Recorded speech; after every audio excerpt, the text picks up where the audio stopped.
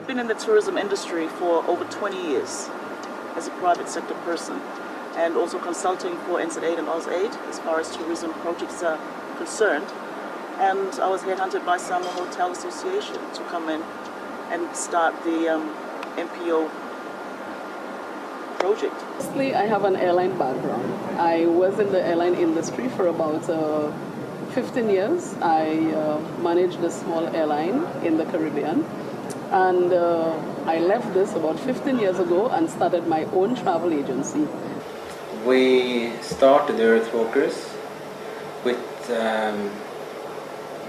want to give something back to the local community, and we'll continue that work with WHL, and by working with WHL we have managed to reach out to more people. So with WHL we reach a much wider audience.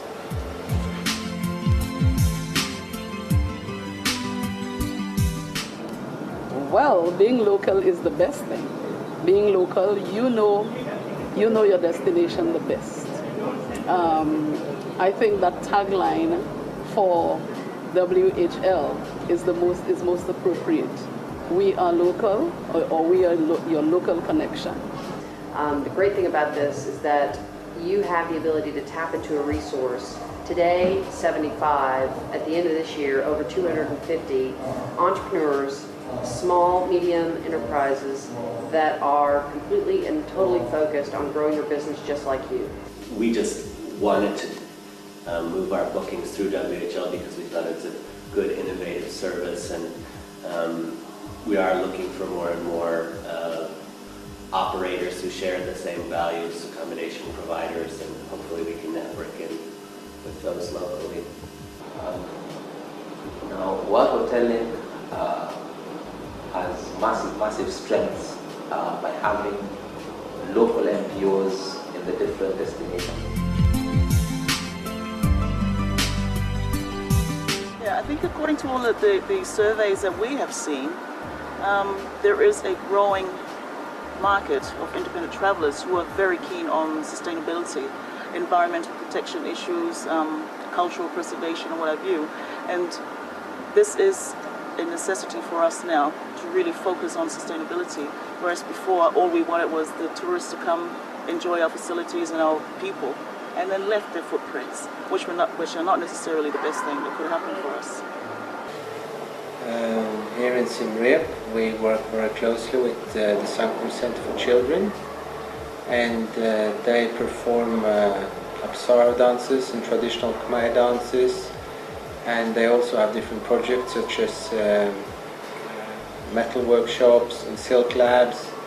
We cooperate with the Anchor Hospital for Children, and we take our guests to the countryside to let them see other things but the temples, and we've experienced that guests who are going and doing other things than just the temples, they really appreciate that.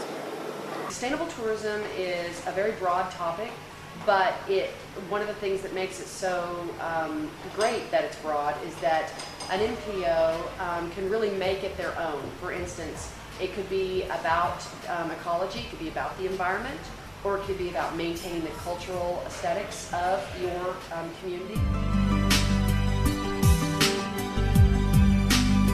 For any potential individual who is looking forward to or who is intending to be an MPO with WHL, one of the best things that I've found is the network, being able to connect with so many people, on a global basis, and being able to exchange ideas, how to improve our services. Yeah, I think we've gotten an opportunity to learn off each other. That's one of the brilliant things that I've found with WHL. I would say to anyone interested in becoming a marketplace operator or MPO for WHL needs to understand first off that you're not just becoming a part of a booking system or a lead generation system. It's not just about inventory and what you're giving to the traveler. It's a full, absolute business model. What I would tell any potential MPO out there, if I could get in, he can also get in. I mean, I knew nothing about the industry. I cannot quite say my financial resources was significant. It was just out of my own savings.